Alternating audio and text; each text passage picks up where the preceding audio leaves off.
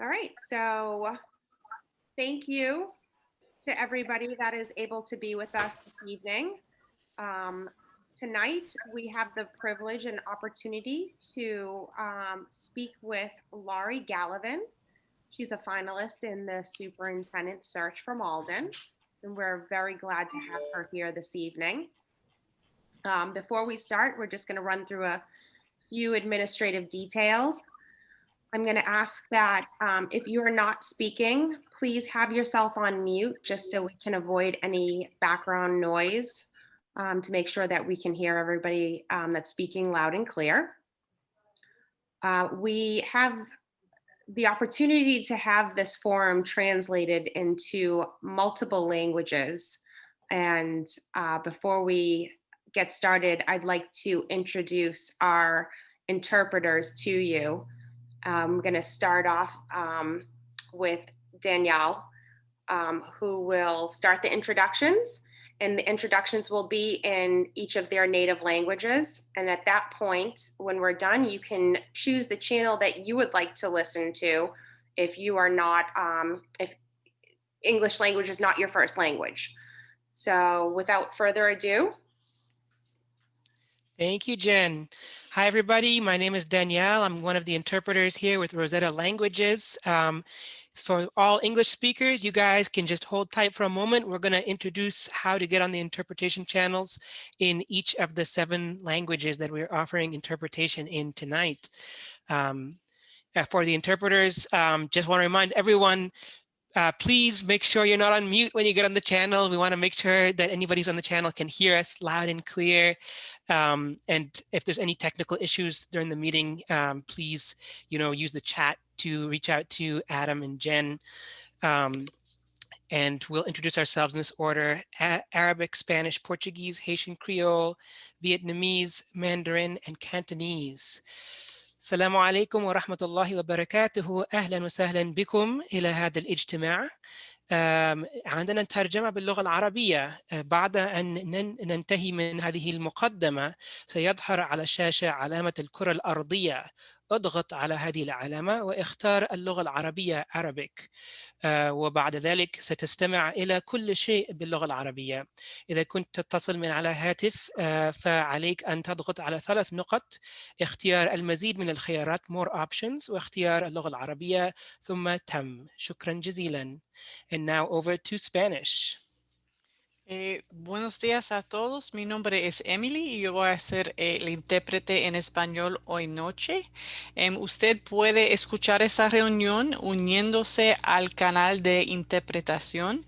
En algunos momenticos vamos a activar el canal y habrá un globito, un iconito de globito al fondo de su pantalla. Puede hacer clic en el globito y escoger el lenguaje que desea.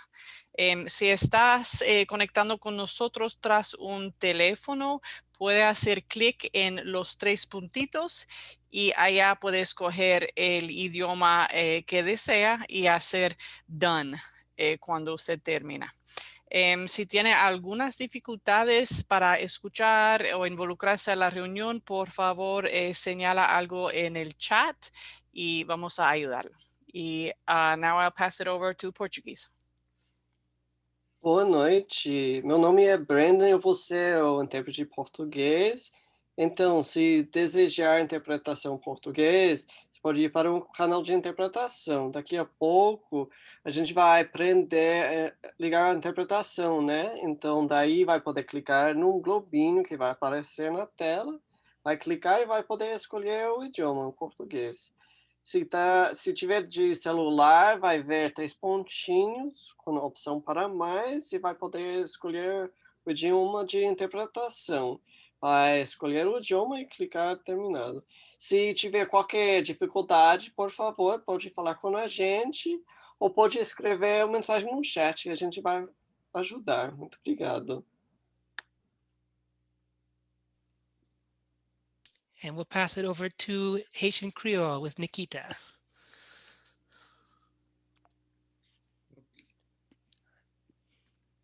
Nikita, I can't hear you.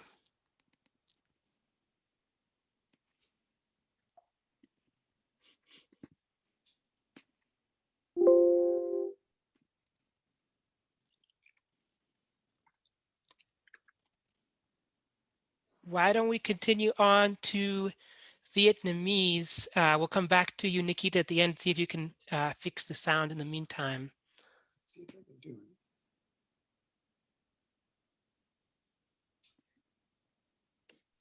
Phong, I can't hear you either.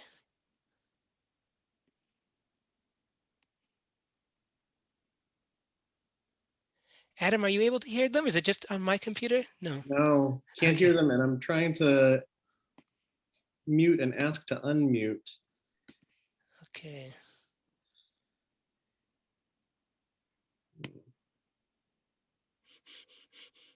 Still nothing. That's weird. I could hear them a minute ago.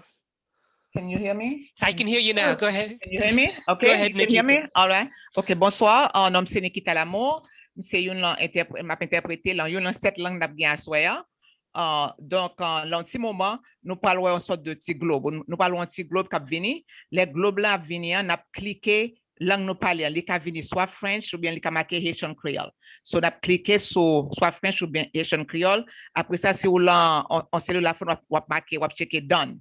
Donc, si vous avez une difficulté pour technologique, pour manœuvrer technologie, ou à mettre dans le chat, ou à écrire dans le chat, que soit pas attendre, comme vous tout à l'heure, ou bien Adam tout, ou à avoir un chat privé balé.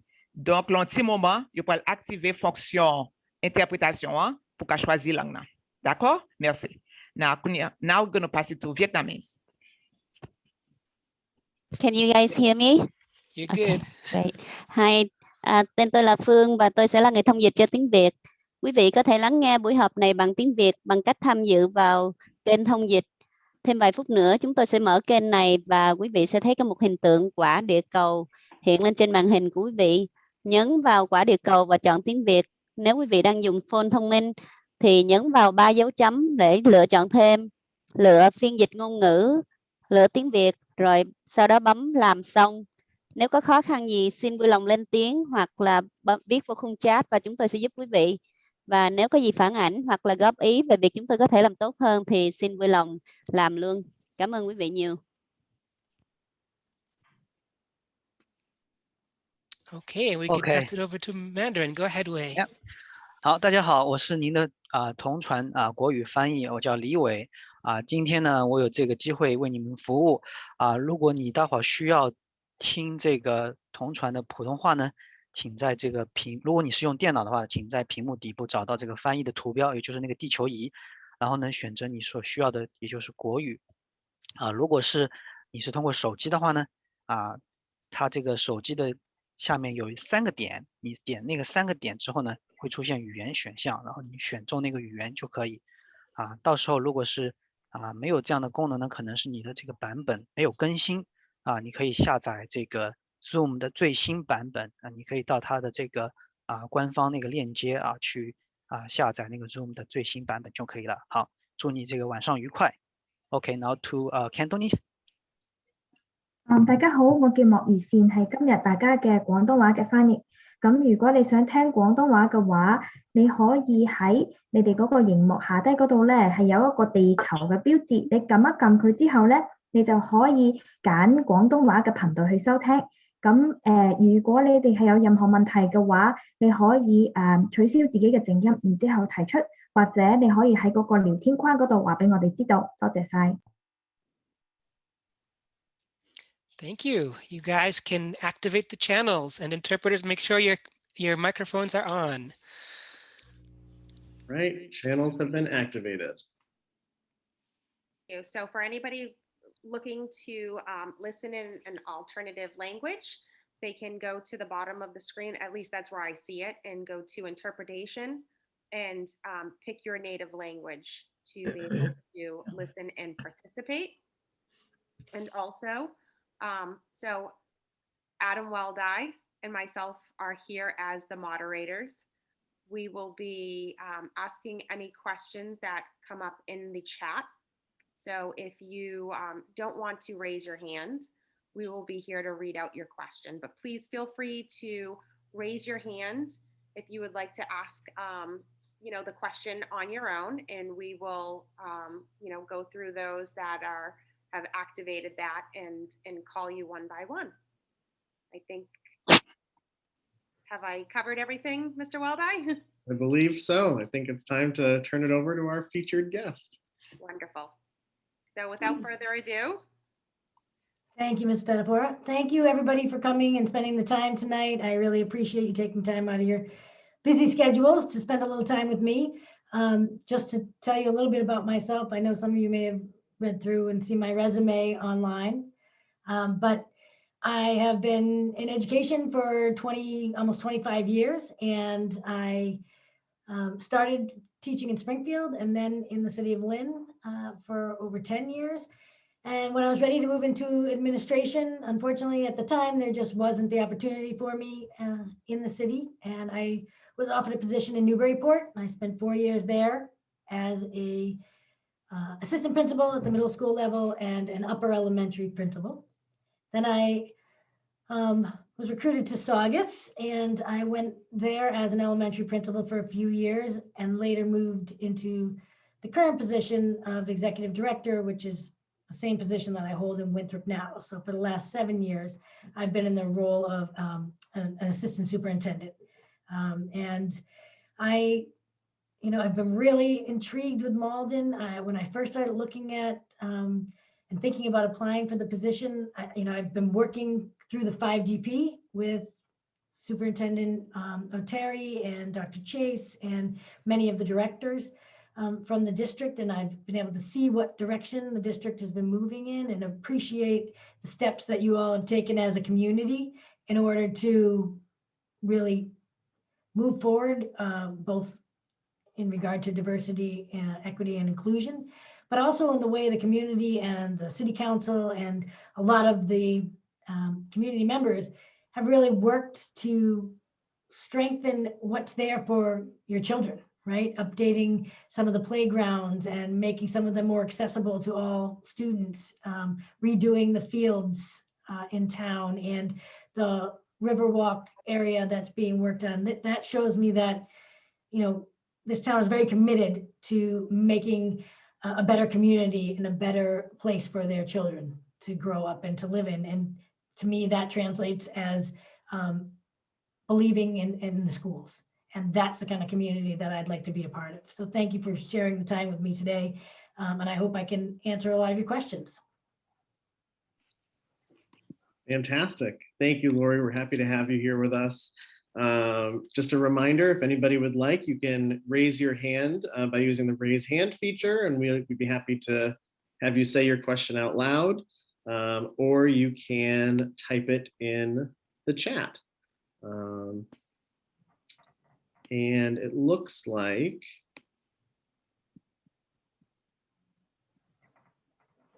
nothing yet.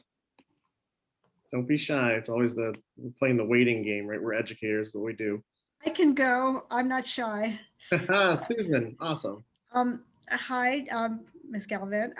I'm a mom of a recent graduate from Malden High, and I appreciate that you appreciate how committed our community is in terms of the diversity type of issues, and they're very broad.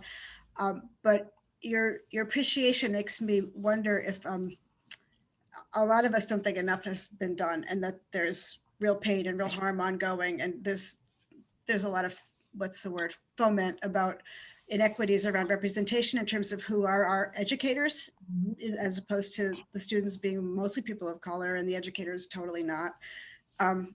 Not enough being done to address harm done to staff of color in their positions, or not being able to stay in their positions due to the climate in the schools or the communities they're working in.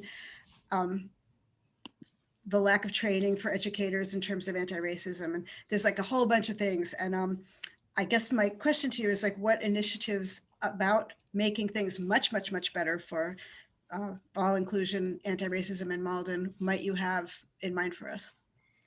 So, well, first and foremost, it can't be about professional development. It has to be embedded in the culture in everything we do. And it's not just, diversity, equity, and inclusion is not just race, and it's not just color, it's gender, and it's LGBTQ students and their rights and their right to feel safe and to feel accepted, and the same with the teaching staff. I think that there needs to be supports for all of our minority teachers in order to facilitate their, their ability to feel safe, and let us know when they don't, and be able to, get together, even with, if it may be with a like community, maybe to Revere as well, so that everyone in this area, right, can help to foster the fact that they need to be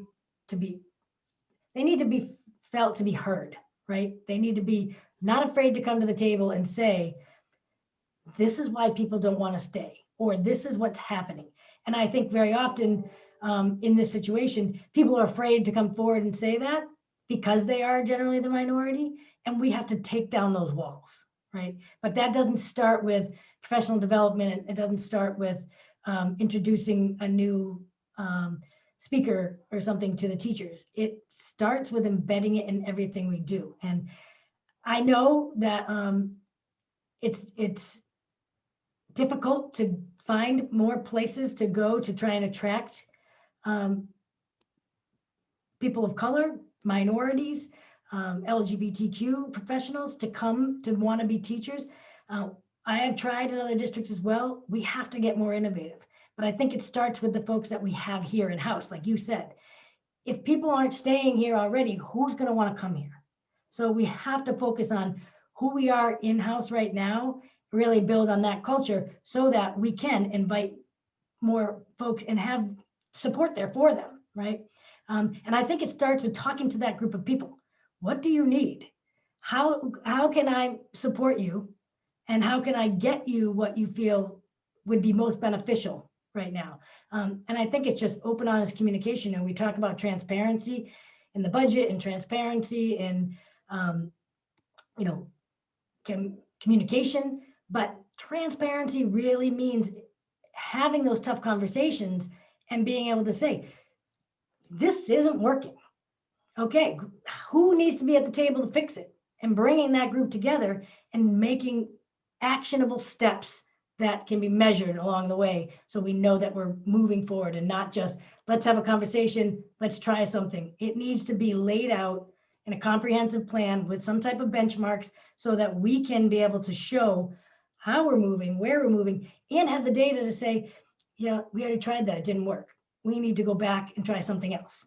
But I do believe it starts in-house first in correcting some of these issues that you were discussing that are here now. And hopefully at the same time, being able to reach a broader audience because people start to see and know that this is going on and that this is the kind of community you want to be a part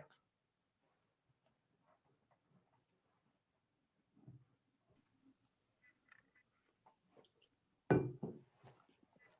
That, Laurie. I don't see any more hands up at the moment. Oh, we got one. But there we go. And now people are ready to talk. Ari Taylor, please. Thank you. I'll be right out.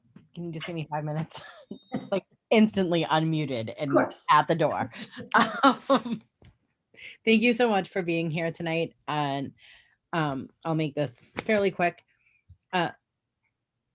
Given that teachers are about to start going back and everything that's happened over the past year, can you tell me, do you agree with how things are going or how the pandemic was handled? Or are there things that you would have rather seen? What would you have done differently to protect students and teachers and families in Malden? So, I mean, that's the $64,000 question, right? So I didn't appreciate the way it came down at the beginning from state and from both the governor and the commissioner. We as a North Shore, the superintendents and assistant superintendents, we worked really hard to try and have conversations with them and to be very vocal about having, wanting to know exactly what we should be doing for safety purposes. And the guidance was 27 pages thick, right? So I felt like it could have been much more direct from the start from the state rather than leaving everybody to fend for themselves, because I think that just made the inequities across the state and across districts much larger, right? Because some went back, some didn't. private schools did not have to attend to certain guidance that we were being told to attend to. And everybody was trying to think about safety. I don't agree that the governor waited till today to put teachers and educators on the vaccination list. I think he should have stuck to what he said originally and put them in the first group. I myself, I've been in the buildings the entire time. And I would say to my teachers all the time, you have to feel safe. We want our kids to feel safe coming in the buildings, teachers do. So I can't say that I know that what I would have done in Malden's situation, only because I wasn't in Malden. We had our teachers in the entire time, but without students, and we had them part of the planning for the 6 feet and part of the process and part of the videos of teaching kids what it was going to be like when they did come back. We've been hybrid now since after the December break. So I think having them as part of the conversations and, right at the table, even when we go to like North Shore Superintendent Roundtable, bring a teacher when we were talking about this, or bring my union rep, so that they know that all these other districts are dealing with the same thing. And we're all trying to think about the same issues that we're hearing about for our kids and our families, and trying to balance as much as we can how to keep everybody safe. It's just been the most unfortunate situation. And I don't think at this point, yes, there were mistakes made on all of our parts, I think, because it's a pandemic. And the pandemic has put all of us in this position versus each other, or this, one person or one decision maker. And that's really unfortunate. But I do think that regardless, all of these decisions need to be made with all the stakeholders at the table, so that everybody knows that every opinion and every voice was heard. So I would have made sure everybody was at the table so that they knew why the decisions were being made. I believe that people follow people and follow leaders because of the whys behind their decisions, not because they make them and they tell them to. That doesn't get you anywhere. But if you can explain the whys behind your decisions, and you've got all the voices in those whys, I think that people can at least understand. They don't always have to agree, but very often can find a place where they can understand. Thank you. That's great. Thanks, Lori. Our next question is in the chat from Heather Barry. And she said, tied to Susan's original comment on diversity, would you be willing to review the curriculum and course offerings, especially at the high school level, to consider how to bring in more views and perspectives, and add courses that expand students' worldviews, including languages beyond Romance languages? Yeah, I think that that's going to be a full district-wide task, that it's going to be reviewing all of the curriculum in regard to both the diversity and bias issues, as well as what are we offering, right? We want things that want kids to come to school. So we have to find the balance between what it is that we need to deliver and what it is that we want to deliver. And I think that that's going to become a very big talking point, and one that, again, I think students, parents, teachers, and administrators all need to be at the table and having the conversations. And then, taking all of the findings to the school committee and being able to share the whys behind those decisions. Why did this diverse group of people come up with these suggested changes to the course catalog? And again, it will take a process. And again, it will take meetings and benchmarks and steps to make sure that we're doing it the right way, that we're looking at the right evidence, that we've got all the right people there. But absolutely, will be a part of the curriculum work that will go forward.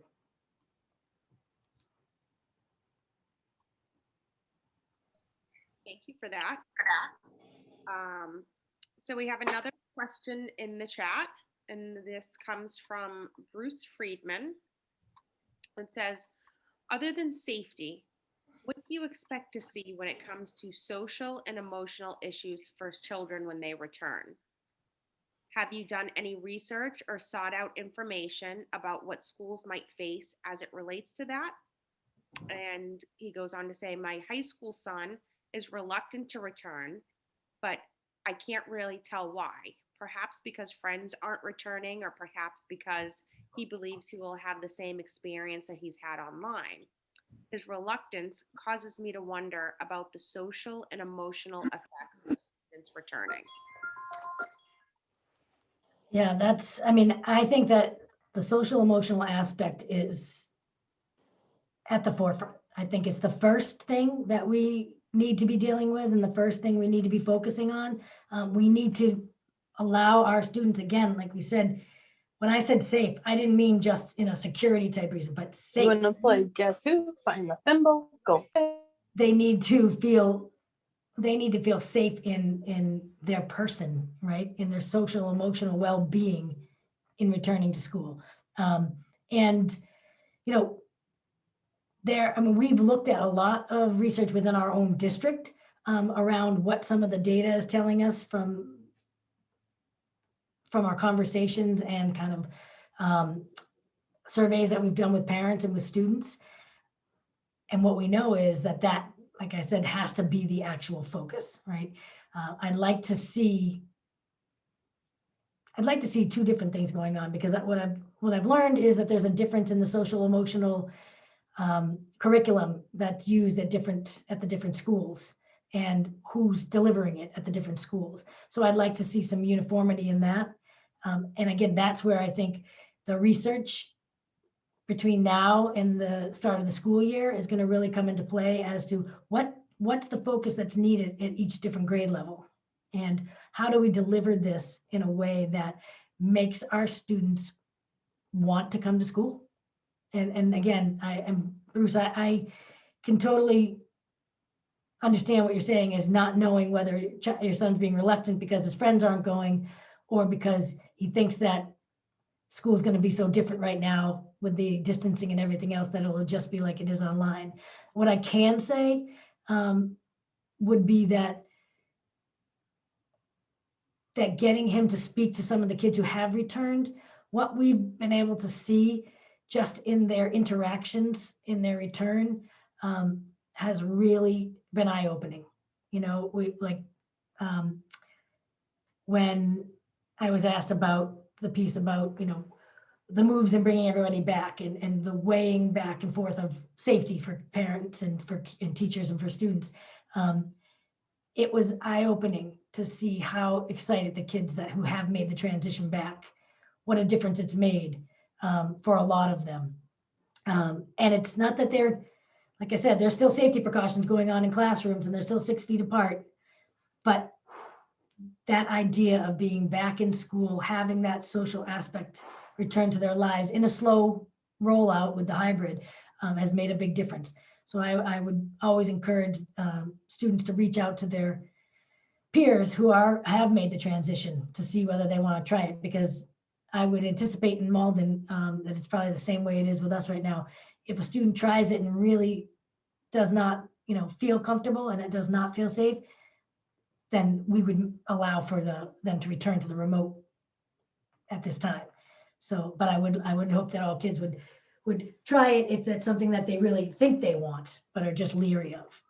But I do see that would be a lot of work this summer, would be the planning at both district level and then at each building level as to what it's going to look like when the kids come back, based on reaching out and doing some surveys with the families and with the kids. So that would definitely be on my entry plan. Thank you, Laurie. The next question we have comes from Heather Barry. And her question is, would you share your view on how to better approach and enact IEPs for students where they have more of a long-term view and less of just a year-to-year view? So obviously I would want to meet with Assistant Superintendent McDonald, and I would want to get a really good feeling for how things are being implemented right now. But I do feel that every student who's on an IEP, right, there's a 3-year evaluation window. And that's what we're looking at for the data within that window before deciding what happens and what changes. So I think that it's really important that this just becomes a part of what the student needs as far as equity for learning, and shouldn't be viewed as a, like you said, as a year-to-year piece. This is just what the student needs right now, because throughout the year, as things change, you're going to make adaptations. You're not just going to hang on to something for a year just because you've got a document that says that you do. If the child is not making the progress that you expect, my expectation is we're going to come back and we're going to discuss that. We're not going to wait a year to say they're not making this kind of progress. I think that working with CPAC, working with parents and getting a better understanding of where they want to see their child. We used to use something in one of my districts called the Mcgraw action planning system. And it's how we did transitions from kids, sometimes from year to year, depending on the student's needs, sometimes from program to program, school to school. And you get everybody in the room that has a role, an investment in this child's life. So their former principal, for example, if they're moving from 8th grade to 9th grade, the current high school, so if they're 8th grade principal, their 9th grade principal, their special education teachers over the last few years, the best special education teachers that they'll be coming to, anybody from the family unit that the parents want to invite, could be a grandparent, could be an aunt, whoever has a active role in the child's development. If they have OT and speech services, if they see the counselors, they're all there. And you do this mapping process on chart paper, and it's like, what are your dreams for your child moving forward? What are your fears? What are you afraid of as far as what are your fears, and then what are you afraid of the next step, the transition? What are the real big immediate fears? And you break it down to 6 different stages, but everybody there gets to put all these things up, and you get to really talk about who the child is and not about what their disabilities are or what their needs are. It's about who is this child in front of us and what do we want for this child moving forward. And I always found that to be a tool that brings teams working on IEPs or working for the good of the child, brings them together and understand that it's not about scores on a piece of paper. It's not about how you do on the WIAT or WISC or whichever assessment you're being given. It's about this child, and what this child needs going forward. And I think that's what we lose a lot of times in special education, is that it becomes the document. The child becomes the document, and there becomes a fear of not implementing that to its fullest. And I think as long as everybody is keeping the child in the forefront and what's best for the child, that we'll see a shift away from that thinking year to year or document to document, and more about the growth of the individual student. I just saw something else that you added on about, again, with the family and the outreach. I think meeting with CPAC on a regular basis, make sure that we're bringing in speakers and people from maybe the Department of Ed, people that can really speak to some of the challenges that some of our students are having, ways that we can work with home and school to, really not leave them as separate entities. I think that will be really important moving forward. And what do I think my outreach to parents in Malden might look like in the first 6 months? In the first 6 months would be during the entry plan stages. So I would be trying to meet with all kinds of group. I will be planning to have a parent advisory committee as well that will be ongoing, that would meet monthly, would have representation from each of the schools, from CPAC, from the LPAC, from any of the different organizations that are working with the schools. That's really community-based, so that we have this ongoing dialogue. I really do believe that the culture is the heart of any district. And if you don't have ongoing communication with all the stakeholders, that's not a healthy culture, right? You can't go talk to somebody, once every 6 months and expect that they're going to feel like they're a part of the organization. And my goal is that everyone feels a part of the organization, and the organization is the community, but it's all working for the kids. And that's where the school part comes in. So I would anticipate that I will have all kinds of open door sessions for any parents that want to come in to share their joys of the district, their fears, what they see. I mean, I have the document that was put together from the search as far as what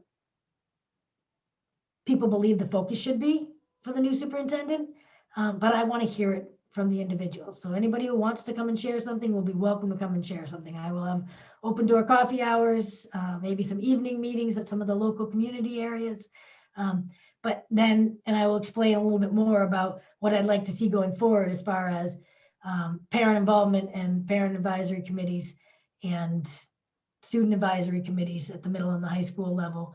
I think we have to get out in front of issues and not wait to be on our heels trying to defend issues. And the only way to do that is to start the conversations and keep them going. So I anticipate, a great opportunity to meet all of you folks in the community and parents. Awesome. Sorry, I get going and nice, can't stop myself. That's a good thing. So I got a couple questions, private message in the chat. And our first one, it's lengthier, but so due to a school committee decision to remove tuition fees at our early learning center last summer, we found ourselves in a bit of a budgetary hole that caused some major changes at the early learning center. Half of the classrooms were closed and 23 staff members were reassigned to other school buildings in the district with only a couple days notice. Many families with children who are not on IEPs or 504 plans lost seats and or days in the classroom. This has had a major effect on the ELC community. What are your thoughts on how this can move forward and how there can be some healing here?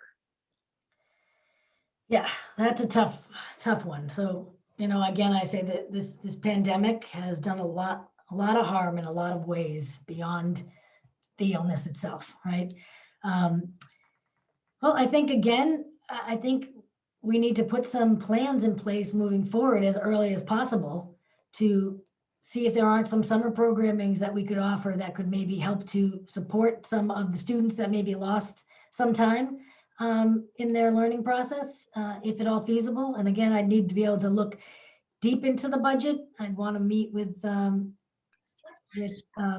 Mertz and really be able to dig down and understand where the funding is. I'm a true believer that if you show me your budget, I will show you your values, and that's something that you have to be using. So I know that the district is in the finishing stages of a new strategic plan moving forward.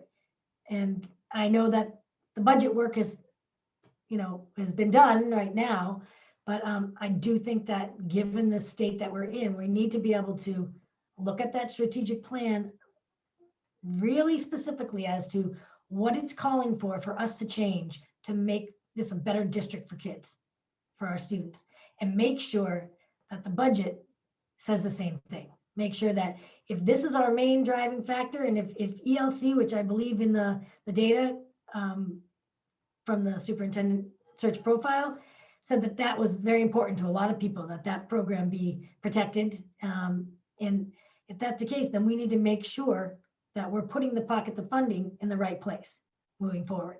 And again, we've got to have everybody at the table, because everybody who makes those decisions around budget, we need to be able to tell the story to the school committee and to the city, to the mayor and to the council, why we are supporting this and supporting our budget changes the way we are.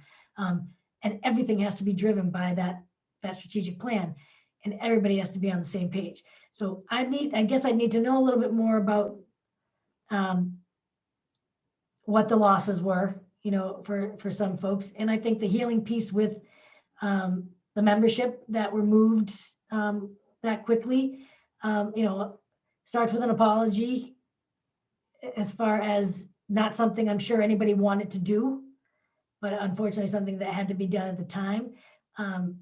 But again, I think it starts with repairing the relationships, rebuilding the belief that we're all working towards the same end, which is this new strategic plan, and making sure that everything in there is going back to student need, and how do we move the district so that we can make it a better place for our students and make sure the budget matches. So that would be a pre-entry plan activity.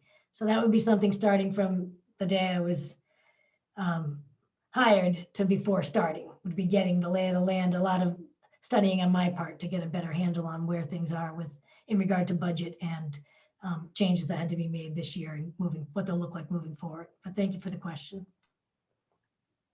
Thank you. The next one is, where do you feel like you might need the most support as a new superintendent? I guess I would say I would need the most support in being trusted, being trusted to work on the relationship piece, to know that it would take a little bit of time in the beginning to really, meet with all the different stakeholders, form an entry plan that, really looks to outline intentional leadership actions that need to be taken in the transition, right? And not jump at all kinds of little things here and there, because you can fix little things for some people, but in order to move forward in a positive way that I believe truly can build a culture for everyone, you have to be very deliberate in a transition like this. So I think it would be trusting me to be deliberate and to take my time and get out there and talk to all the stakeholders and hear from people, what are the things that absolutely have to be untouched? These are things that the community is so tied to and so supportive of, and nobody wants to see change, and make sure that what we're doing is not going to have a ripple effect on some of those things. So I would want to be very deliberate. So I would ask that people would trust in the process and give me the time to develop that entry plan and share it and get feedback on it. All right. The other thing I guess I would need assistance with is just in being able to get better acquainted with the community. Tell me where to go. What are the groups that I should be visiting with? Who wants to have more relationship with the schools and would love to partner in different activities. I live in Saugus, so I'm very familiar with Malden. I dine in Malden all the time. I go to all different places in Malden, but I don't know necessarily who's got, who's part of an organization that wants to partner with the schools. And I could really use some help in that area. Thank you. And happy to hear that you get into the Malden community and oh yeah, Malden has some of the best restaurants. So our next question comes from Miss Erga, and it is, would you be open to addressing decolonizing the K through 12 curriculum? And what would that look like? So in decolonizing, are you referring to moving away from the status quo as far as, like, I just want to make sure I understand what you're meaning by decolonizing. It's not a term that I use. I'm guessing it's a term that is interchangeable with one that we use. In regards to white supremacy.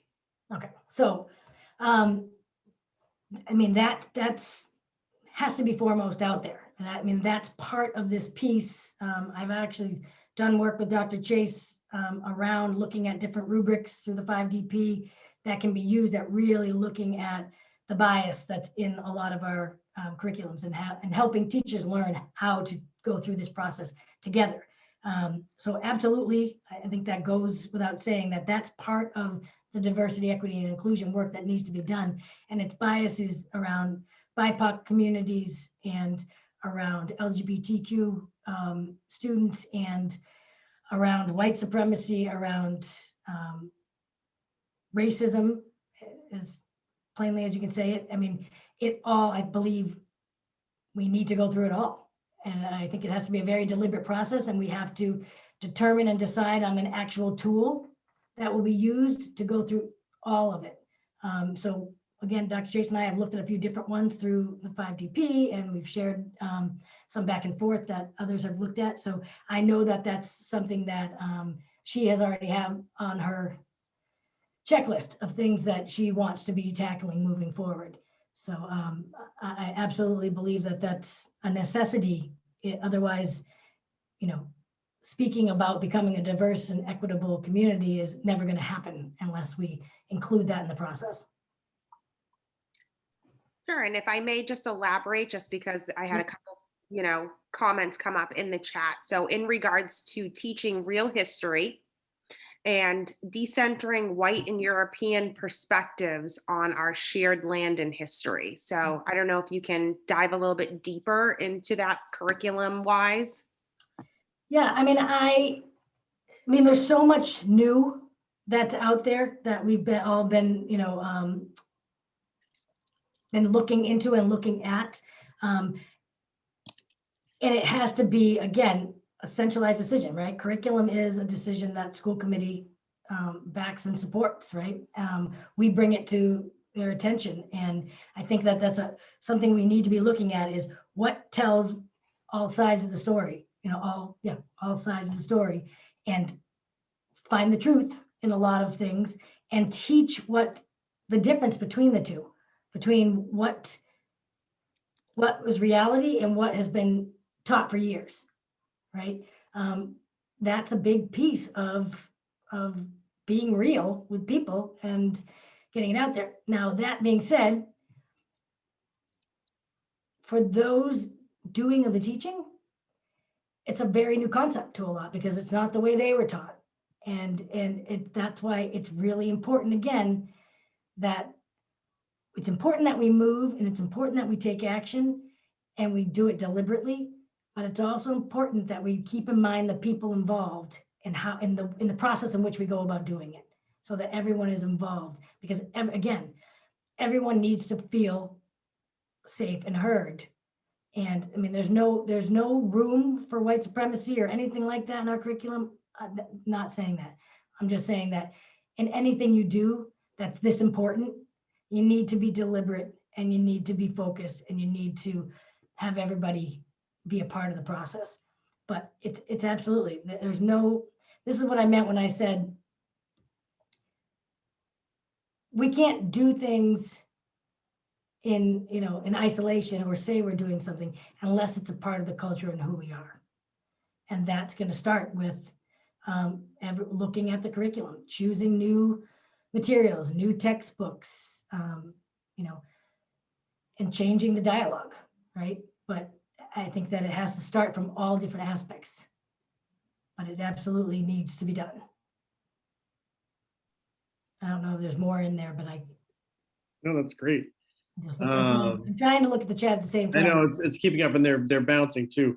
Yeah. Our next one is a pointed follow-up from Susan Lawrence's first question around equity and retaining staff of color who are actively supporting students of color.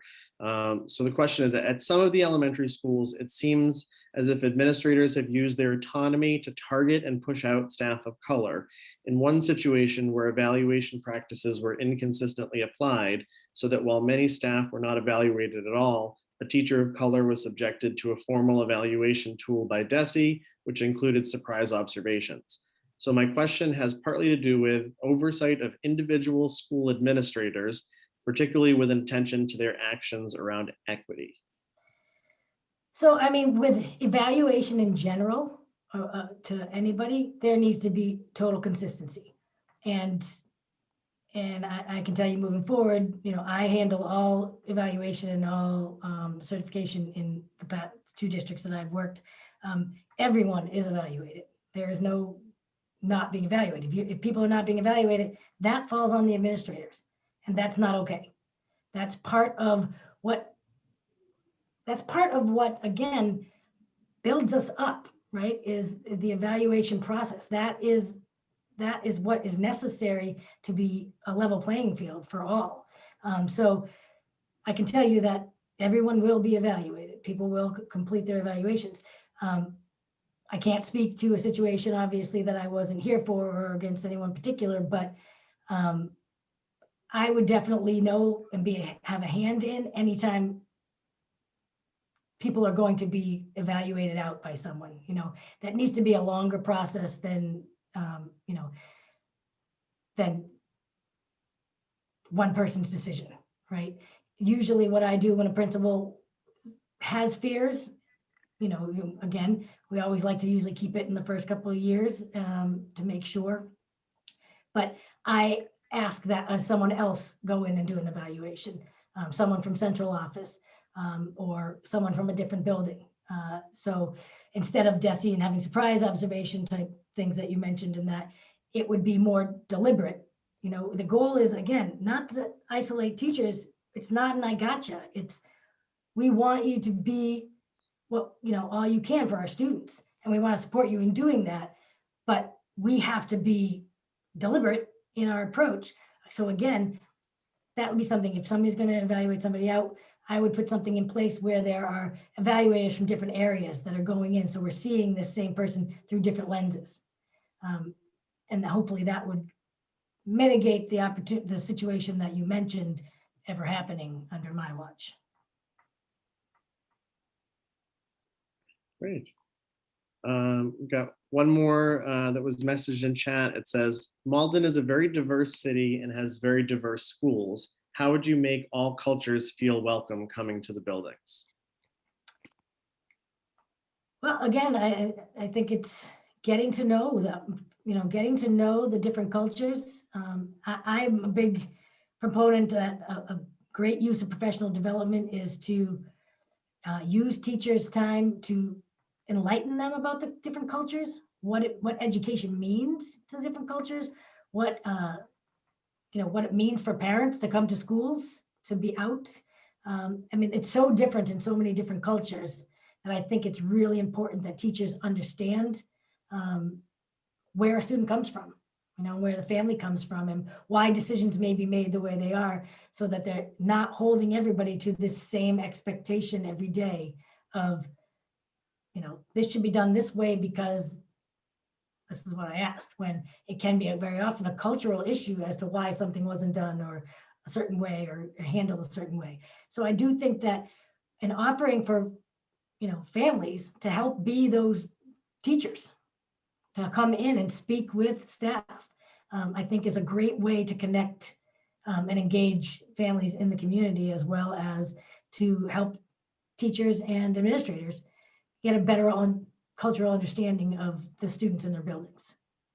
So I would absolutely invite people in, and I look for suggestions. I'm sure there are a lot of folks that are doing this already in different areas of the community.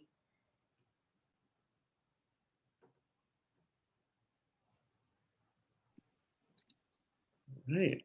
Somebody Anybody looks else? sleepy over there. Anybody else have any questions? Please feel free to raise your hand, type them in the chat. So if I may, and I normally actually haven't asked questions in these forums, but I am going to come to you today, Laurie, as a parent. So please disregard my school committee title. As a special needs parent and one that has a child out of district, what would you do to strengthen in-district special needs requirements, so we're not actively looking to send our students out of district, but how could we strengthen what we're doing here in district to ensure that our students are able to be educated with their peers? Yeah, I am a full proponent of educating kids in district whenever possible and creating the programs here. And again, that goes back to the value system and looking at the budget. And, when I was in Saugus, the superintendent that I work with now, Lisa Howard, who's in Winthrop, she was the special education director at the time. And we combined our professional development funds and our special education funds and some of our grant funding to build programs like New England Center program in our schools. They were they essentially had an employee there who kind of ran it and trained our teachers on a 3-year contract, so that then they would move out and our teachers would take over. And then we started another program in another building because we started at the elementary, and they moved up with the kids. So a few years ahead, they would move up from there into the middle school ranks and then to the high school. So that was a huge undertaking, but so worthwhile to have so many of our students stay in district. I just think that that's what community is about, right? It's not about, I mean, it's great when there's an establishment that can give a student what they need when we can't. And it's fabulous that we have our collaboratives and we have Melmarks and we have so many different organizations that can give our students what they need when we can't. But if this is our value, this is what we value, and these are our core values, is to educate all of our students, then we need to do a better job at planning and utilizing funds in order to build those programs in district. And like I said, we can't build them all at the same time, but we can start and we can move up and slowly integrate them into the different schools and the different levels. And it's definitely something I need to, dig deeper. I've looked at some of their special ed reports, and I know some of the in-house auditing that you've been doing and moving forward after everything's gone on with the pandemic and outreach to families and all. But, I would really want to look at what are the out of district placements, what are the different groups of students that we can work to provide for, and start there and try to bring students back. I'm going to jump over Liz's for 1 second, just because the next question kind of ties. You talked about out of district, thinking about in-district special education. What's your experience with inclusion, and what do you think our school district can do to increase inclusive practices? So I did a lot of work with inclusion and integrated therapies in my time in Newburyport and then in Saugus. Unfortunately, inclusion done wrong doesn't help anybody. And that's been what I've seen in a lot of places. You can't put a second person in a classroom and call it inclusion, right? It's about really training teachers, affording teachers planning time to work together to make it a real inclusive environment. So when you walk into a classroom, you don't know who's a special education teacher, who's a regular education, who's a paraprofessional, who's the teacher. And so I 100% believe in inclusion, but in a co-teaching model, there needs to be more than, one teach, one float. That's one of 6, technically 7 models of co-teaching. And I believe that it would have to be a real piece that the special ed department would be taking on, and would have to do the same thing as I talked about with the approach to bringing students back. Looking at our students, looking at where co-teaching and inclusion can really be effective. I mean, obviously, in the general sense, at the elementary levels, for the most part, making sure that we have special educators in classrooms for all of our students that support what they as individuals need is great. But I see too often that it falls back to the old model where they tend to focus on just the few students who have IEPs, which goes back to that document piece. It's not about the document, it's about what the kids in front of you need.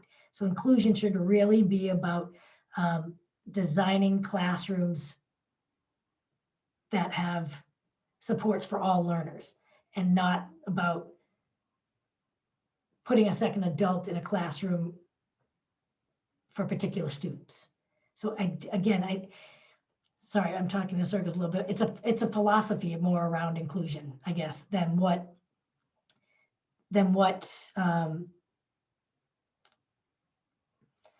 sorry, I lost track a little bit, but I've seen it happen in so many different ways. So we had real inclusive classes in the past couple of years, and because of the pandemic, it's kind of fallen apart. And it's very upsetting to see that happen, because same kind of thing as your ELC, people had to be repurposed and put in different areas. But I believe that inclusion is really important. I believe that students need to have their general instruction in the classroom at all times whenever possible. And I believe that it has to be a systemic approach that starts young and grows, and should not be done differently in all different buildings and in all different areas. So I apologize. I know I got a little off on that one, but things have to be done right in special education, and that means a really comprehensive approach. And I've just unfortunately found that very often things start independently in different schools rather than from a centralized location around special education.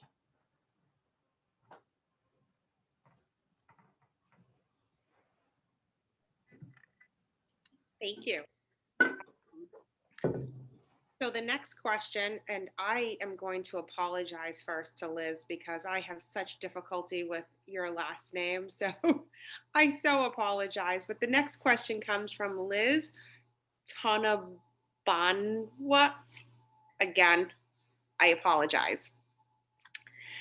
Can you tell me about your experience with dual language programs? If there is a need or want that is shown within the community, are you open to engaging in the planning process to implement one? Right now, Malden does not have any program that is reflective of its culturally and linguistically diverse learners, and I'm wondering how open you are to changing that. Yeah, very open. Again, this is what I mean about being innovative. You know, innovative isn't always about robotics and technology. It's about changing the way we're doing things for the better of groups of students. I would want to look at some districts that are doing it and doing it well. I have not worked in a district. In Lynn, we used to have them, but it was very different. It was back when there was no longer any bilingual, so they called it dual language, and it was just handled differently than now. But I do know there are districts that are doing it and having real success. So I would absolutely be up for putting a committee together to really look at it deeply and see if it's something that we could implement, because I agree, you know, that being able to harness the cultural and the linguistic diversity here in Malden would be something really worth doing. Great. Our next question from Heather Barry. Do you think that 7th to 9th grade classes should be organized according to ability, or should all kids be mixed at those levels? I mean, I think there's two different pathways there. I do think that a lot of the classes in general should be mixed depending on the topic. I also do see, you know, I like the ideas of building pathways for students that may want to accelerate. So having an advanced math course opportunity with some type of protocols and prerequisites. You know, a lot of schools offer 8th grade Algebra 1, that if students are successful in 9th grade, they move into Algebra 2 versus taking 8th grade math. So definitely, again, think that it's something that we should look at. I mean, we're talking about meeting all kids where they are, so we shouldn't be also holding any students back. But it's just about doing it in an equitable way across all schools so that everyone has the same opportunities.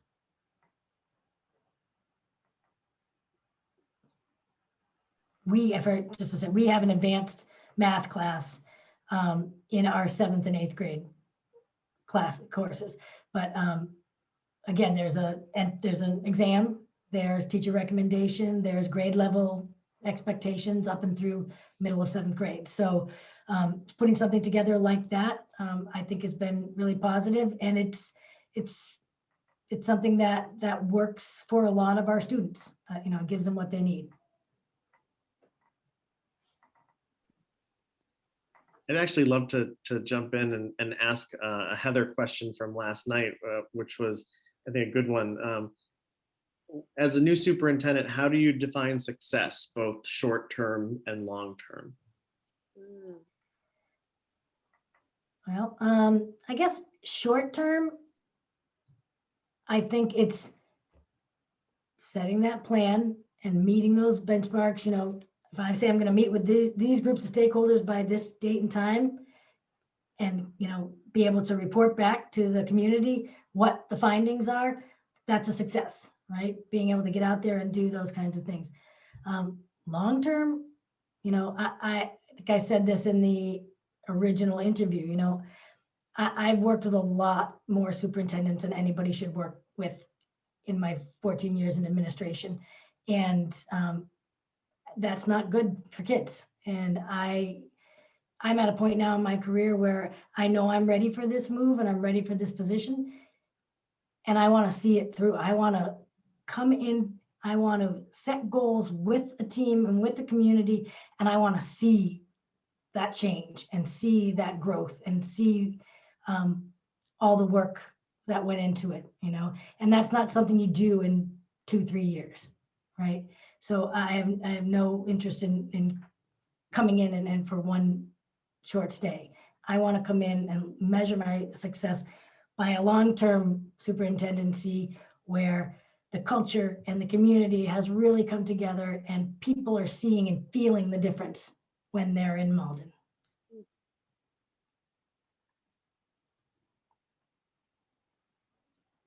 Thank you. I know we have, we are just about 20 minutes shy of 7 p.m. and that's kind of our hard cutoff. So if anybody has any additional questions, right now is the time to raise your hand, put them in the chat. Just make sure that your voice is heard. Otherwise, we will, oh, and I'm not even gonna say otherwise. So come on in, Susan Lawrence. Hi, this is a totally different different tone, but I was curious where you went to school. I went to Westfield State. Well, No, I mean younger. Like, where did you go through? I grew up in East Hampton. I grew up okay. in East Hampton, in Western Mass.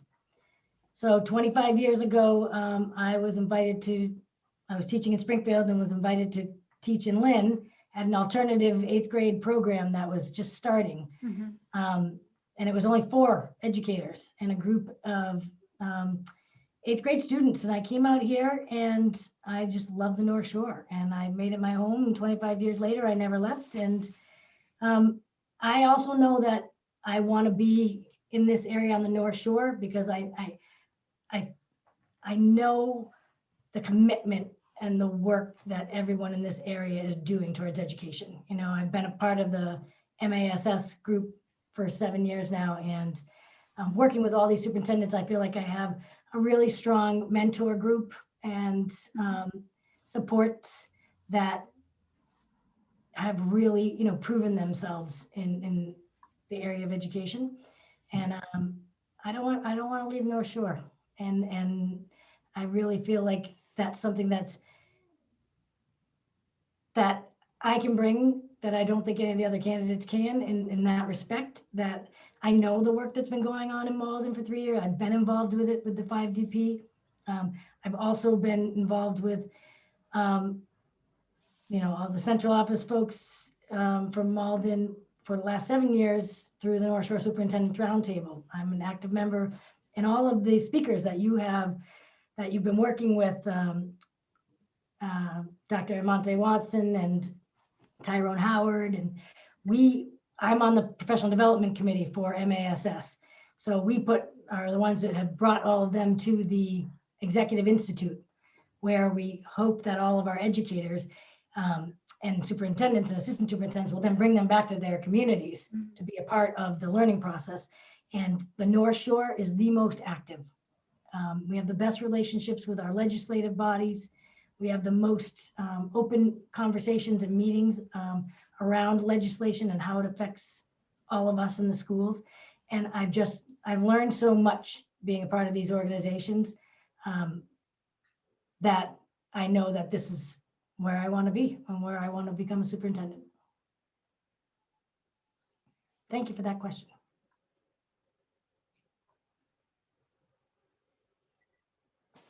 Thank you, Susan. So I have a few more questions in the chat. People are getting a little amped up, finally feeling comfortable to put those hard-hitting questions out there. But for this one in particular, and I hope Dawn Marie O'Toole doesn't mind. I'm going to somewhat combine them into one question. So the first one is, why do you want to be a superintendent in Malden at this time? The second question, what about Malden are you passionate about? So, the real reason that I was drawn to Malden in the first place was because I've had the opportunity the last few years to get to know, what it is that your teachers and your administrators have been working on and what they care about. And the fact that, the mayor and the city council and the school committee are so vocal about speaking out about diversity and equity and inclusion, to the point of, making resolutions to make sure that the community knows that this is their stance. I have always been involved in fighting that fight, I guess, for another lack of terminology. But the amount, I said earlier, and I don't know if you were on at the time, but the amount that the community seems to be putting into everything that they're doing for the children and for making Malden a better place. All the changes, like I said, to the downtown area, and the changes to the parks and accessibility, and really focusing on the fact that everyone needs to feel like they're a part of the community. And you don't feel that everywhere. And especially in a city, very often in a city, people get lost, and people don't take stances like the elected officials have taken here. So to me, that says that everybody in the community is really on board with this, and everybody wants to see it happen.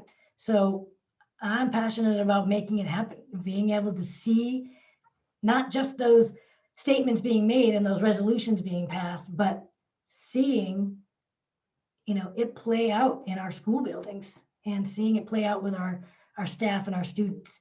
And it's not going to be easy. I know that it's not going to be a snap your fingers kind of thing. But I'm passionate about continuing the work that I believe that's been started here, but taking it, a step farther, as far as really changing the culture within the school buildings. Thanks, Lori. This is a fun one, I think, from Mei Hung. It says, how do you define happiness and success, and are you there? Happiness, I would say, happiness is about being comfortable with who you are, where you are, and I would say I'm happy. I'm a very happy person. Success, I think it means so many different things to so many different people. I feel that I'm successful because I have a life with family and friends that I love, and couldn't be happier. And I love the work that I do, and the people that I work with, and the cause for which I get up every day. So I consider that a total success. And I look forward to more happiness and more successes along the way. But yes, I think that, happiness and success are defined by who you are as an individual.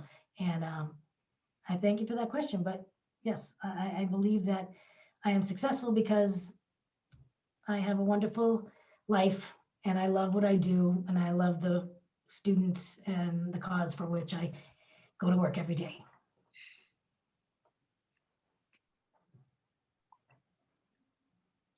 So I don't. All this is translating. I hope it all translates well. Well, I have to say, I was going to say, Danielle's given the thumbs up. I do happen to pop through to the languages that I speak, just so I can hear and understand myself. And I think it's fabulous that we are able to it's unbelievable. you know, as you know, in Malden, there's 70 different languages. That would be quite the undertaking. Absolutely, absolutely. But, you know, technology keeps moving the way it is. We'll find other ways and more innovative ways to be able to reach more and more. Absolutely. So I guess I don't see any more questions in the chat.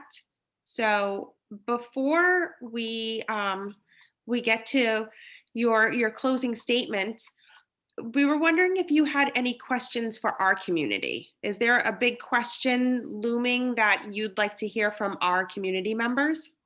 I guess one of the biggest that I saw in the profile, and there was so much, you know, community involvement, which is really nice, was the piece about communication and where community members feel that it's so lacking from the schools, right?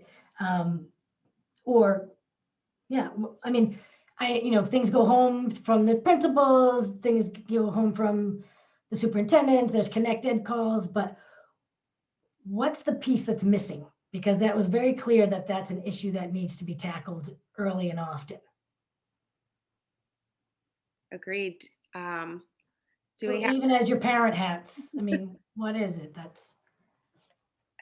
Do we have any community members that would like to speak up in regards to communication? I definitely don't want to jump in and speak before anybody else. I will say, Jen, in chat, many said definitely bring back FACE, family and community engagement. At a time 4 or 5 years ago, our interim superintendent at the time had a group called Family and Community Engagement, where he basically met once a month, similar to what you were describing, I think, with the parent council, but it was also sort of open to the public. And so people were able to come, and it was just a more systematic way of connecting with the community. I think people really enjoyed FACE. Yeah, I like it. What kind of, did they have like a scheduled agenda topics, or did people just come and discuss what they felt needed to be discussed at the time? Well, I think A mix of both, from what I remember. Yeah, it was almost essentially, and correct me if I'm wrong, because FACE unfortunately ended right at the tenure of my school committee appointment. So FACE was almost like a subcommittee. So, you know, you have policy procedure, you have budget subcommittee, and then we had FACE. And they met just like any other subcommittee would with the superintendent and talk about the issues, you know, being faced from a community, you know, forward perspective. So am I wrong in saying that, Adam? I feel like that's what I had witnessed, you know, from a parental standpoint. Yeah, so I love that idea. I mean, I think it's along the same lines like you were saying, Adam, around the parent, but to have a separate community group that gets together. I think that's part of, that might be a great segue to bring something like that back, to be able to get what I was asking for earlier about, you know, who in the community wants to partner with the schools? How do we make these connections and make this work? If people were willing to come out and have these conversations, you know, on a monthly basis and talk about, you know, what's going on, what's an issue in town that we could really work together on. And then, so then I would assume he would bring the conversations back to the school committee and share what the group talked about at each of their meetings. A mix of both, because there was, as Dawn just reminded me, because Emmanuel Marsh, a friend of mine who's was on the school committee, was on the family and community engagement piece. So you're right, Jen, it was a subcommittee. So I think it was almost like he brought the superintendent brought his team of folks, and there was school committee representation, the assistant super, and folks came, and he did bring, I do remember him bringing back things to the school committee. But I think there was representation from all the different stakeholders at the table at these monthly meetings. It does sound a lot like what you were talking about. Yeah, but I mean, I love the idea of it. I'd be definitely interested in hearing more about it. Bringing something like that back, because it sounds like it was a real positive avenue for conversation. Eden says in chat, I think it's lacking not connect ed calls, but even leadership principals communicate much either. I can't tell if Eden if you're saying they don't. I worry they don't feel supported, but there are no office hours or forums either. Okay. So Eden, can I ask you, would you say was that more this year through everything that went on, or has that just been an ongoing thing for years? Hi, I think it's been an ongoing thing for the past few years. But yeah, it's not just COVID, Right. I don't think, at least where I'm at. So That probably exacerbated things. yes, of course. So yeah, well, I think that is a big part. When I met with the leadership team earlier today, you know, we talked about the fact that, you know, we're only as good as we are a unit that's supporting each other and working, you know, to deliver the same messages to the community. And again, bringing them all back to what our focus will be coming out of the strategic plan and making sure that everything we're doing is tying to that and sharing this work going forward. You know, the plan was there and developed to help people understand why these steps need to be taken. And we need to do a really good job of telling the story and bringing parents into the story whenever possible so that they're really a part of it. But thank you for that comment. All right. Well, I guess at this point we can turn it over to you to just say a few closing words if you'd like to the community. Yeah, I just want to thank everybody for coming today and thank you for these questions. You know, and I apologize that I stumbled here and there. I try not to repeat as many things, and I'm trying to remember which group I've talked to about something already, but I just want people to know that I love this work. I believe that we can make real change in education and as we knew it versus what it needs to become. And I think that it starts with the conversations. And I look forward to being able to come into Malden and be able to meet with all the different stakeholders and groups and all of you, hopefully, since you're so willing to come today, to be part of an entry plan process, to really be able to take the steps that are needed to move the district forward. And I thank you again for your time. All right. Well, thank you everyone for coming tonight. Jen, do you want to wrap up and talk about next step? Yes, sure. So thank you again, Laurie, for coming tonight. And for those that have been online watching, participating, a reminder that the school committee will be interviewing Ms. Gallivan next Wednesday. Yes. March, 10th. Thank you. March 10th, 6 p.m.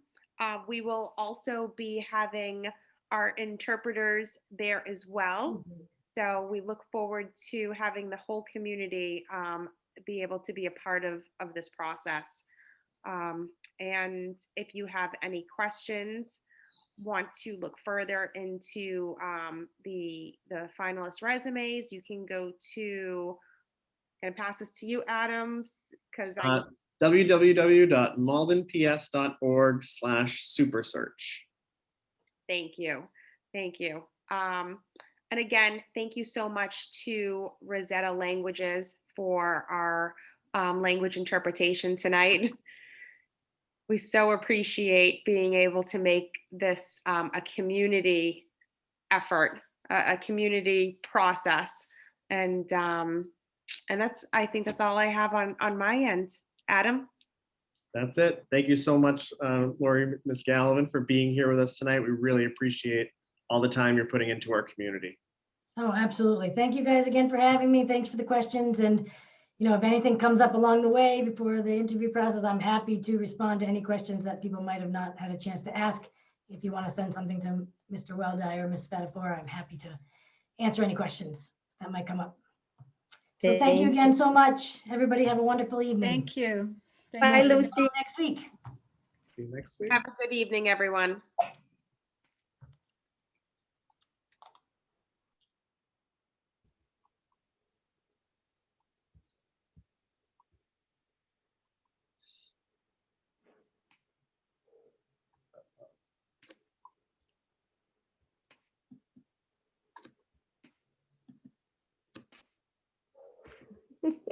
Bye, Tina.